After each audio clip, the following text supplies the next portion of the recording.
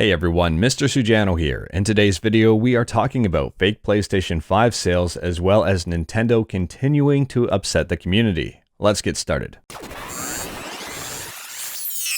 Alright, to kick things off, I've said this on my channel a number of times and I'm going to say it again. Don't buy a PS5 from a scalper. I know you can't find them in stores, I know they're impossible to find right now, and I know you might have fear of missing out. But you don't need to spend all of that extra money to pay over the list price to pick up a PS5.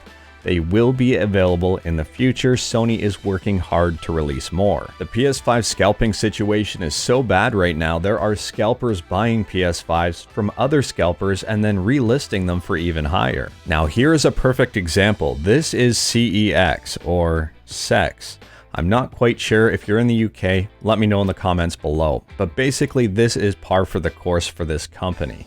Now, what this company does is they're offering, if you have a PS5, they're offering £650 for it cash, and then they're reselling it at £815. So if you find a PS5 at list price, you can sell it to them for a profit, and then they resell it for even higher. Now, obviously, when there is this big of a demand, there are people who are going to be incredibly opportunistic, even more opportunistic than the scalpers are. There are a number of people posting pictures of PS5s up for sale on eBay.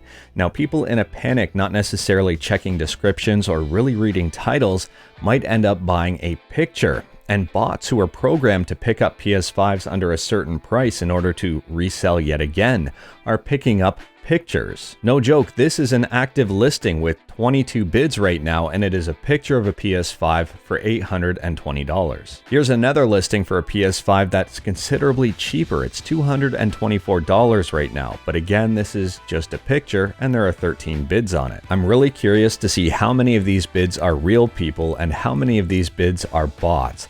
If I had to guess, I would probably assume most of these bids are bots. It's pretty easy to program a bot to bid up to a certain point. After that point, you have the bot stop bidding where you know you're not going to make a profit on the resale. And it's also pretty easy to fool a poorly programmed bot. And if these kind of misleading auctions aren't bad enough, some of them are straight up scams. There's a man from Utah who won an auction for a PS5 and ended up with a chunk of concrete. The man from Utah ended up paying $878, almost $900 for a PS5 when they retail for $500. Now this story has a good ending because he was refunded. I mean, it was a straight up scam. But what about those people who purchase a picture and it's clearly labeled as a picture of a PS5? Do they get refunded? On one hand, I would like to say it's their own stupidity for buying a picture of a PS5. But on the other hand, some of these auctions are extremely misleading, and if you don't read them, you might be mistaken. And sometimes people are rushing through this trying to pick up a PS5. Maybe they don't have experience buying consoles and they're trying to buy one for their kid or something. I mean, there is a human element to this, and I wouldn't wish that on anyone to be out $1,000 just because they may have misread something. And if you really think about it, most of these refunds will probably be to scalpers. It will probably be the scalper's bot who was poorly programmed that ended up picking up the picture. And then the scalper is out the money, they go to eBay and just get refunded and try again on another listing. It's a little infuriating, but at the same time, I have a conscience. I mean, I'm a ginger, I might not have a soul, but I do have a conscience. And now, speaking of consciences, do you know who doesn't have one? Nintendo. Now, I did a video a while back about Nintendo canceling a Smash Bros. Tournament because of the use of emulation and ROMs. Nintendo issued a cease and desist letter to the tournament organizers and threatened legal action unless they canceled the tournament. Now, I think there is a pretty darn good chance Nintendo would have lost that lawsuit if it came down to it, considering emulation and ROMs can be legal, and it would have been extremely hard for Nintendo to prove otherwise. But at the end of the day, not everybody has the funds to take on the big Nintendo. Nintendo is a very rich company and they would have really dragged it out in court. And just a little after that, Nintendo continued to rock the boat by canceling Splatoon 2 tournament live streams. There were people entering the tournament with the team names of Free Melee and Save Smash in solidarity for Nintendo canceling the Smash Bros. Tournament, and Nintendo did not take kindly to that. Also, that guy's wearing a pretty sweet sweatshirt. Now, fast forward to today when Nintendo continues to rock the boat by issuing a cease and desist letter to an Indiegogo that was raising money for charity. For those of you who don't know the backstory on this, Etika was a prominent member in the Nintendo community who unfortunately ended up committing suicide in 2019. The whole purpose of this Indiegogo was to raise money to donate to a charity that deals with mental health issues. For a donation of $65, people were receiving Joy-Con shells dubbed Etikons. And if you take a look at the bottom of the page here, it shows the price breakdown where everything was going. So $6.50 out of every purchase was going to Indiegogo fees, $16.25 to production fees, and the remainder was being donated. Now, Nintendo didn't necessarily have an issue with the campaign, but they had an issue with the way the artwork was designed on the Joy-Con shells. Apparently, this artwork where it says Joy-Con Boys is too closely resembling Nintendo's intellectual property, and Nintendo wanted to protect that. Now, apparently a bunch of these shells have already been made, so it's not necessarily an easy artwork change to continue on with the campaign. The shells have been made, they're sitting in Captain Alex's house, and they're kind of just stuck with them. Now, here are my thoughts on the entire Nintendo situation. There are some things you should know. Right off the bat, Nintendo is overprotective of their IPs.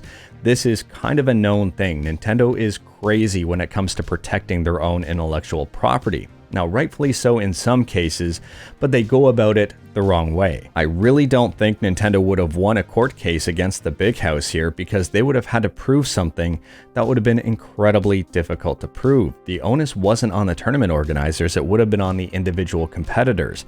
Nintendo would have had to go to each individual competitor to see if they had a legally obtained copy of the ROM.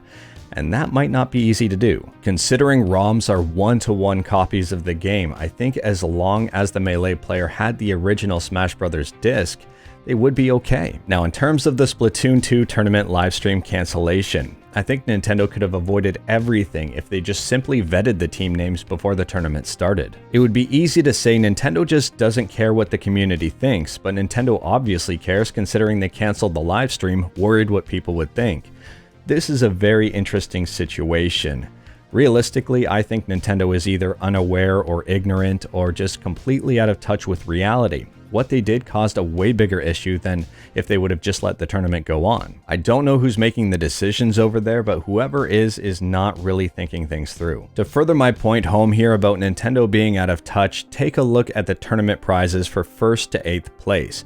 This is a North American tournament. These prizes suck. This is supposed to be kind of like an esport here, and these prizes are really, really bad. 2,500 Nintendo points is $25, and if you finish 1st to 4th, you don't get any of that, you just get a trophy. Now, moving on to Nintendo shutting down this charity Indiegogo. I can understand why they did it, but I don't agree with how they did it. In a situation like this, protecting your IP kind of makes sense. Like, I can completely understand that Nintendo went about saying don't use this type of logo because it infringes on our IP, and it might actually open the doors for other companies infringing on Nintendo's IP as well. So Nintendo kind of had to do what they did, but they didn't have to do it the way they did it. Now, this is pretty big if you think about it. Nintendo did have to protect their IP, but I think what they could have done instead, they could have still canceled this, but donated the amount that they were trying to raise here for charity instead. Say, hey, we understand what you're trying to do here. We don't like that you're using our logo, kind of.